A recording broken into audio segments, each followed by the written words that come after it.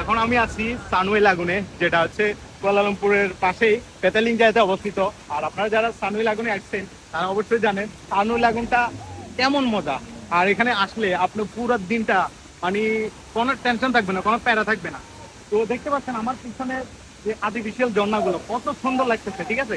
আর এখানে সকাল অ্যাক্টিভিটিস গুলো সকাল 10টা থেকে বিকাল 5টা পর্যন্ত খোলা থাকে। 6টা বাজে অফিসিয়ালি অফ হয়ে যায় আর কি। যারা মানে ঢুকতে পারে তারা এই রাইড গুলো করতে পারে। 5টা বাজের পরে রাইড করার জন্য ঢুকতে দেওয়া হয় না।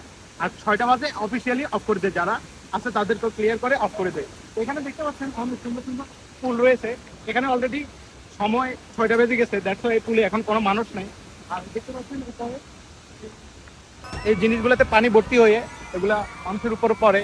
প্লাস এখানে সার্ফ পুল আছে, ঠিক আছে। সার্ফ পুলটা তো অস্থির, ওইখানে ডিজে চলে। আপনারা ফুটেজ গুলো দেখতে পাচ্ছেন, আমি উপরে দিয়ে রাখছি। বড় বড় ঢেউ আসে, ঢেউ আসলে আপনারা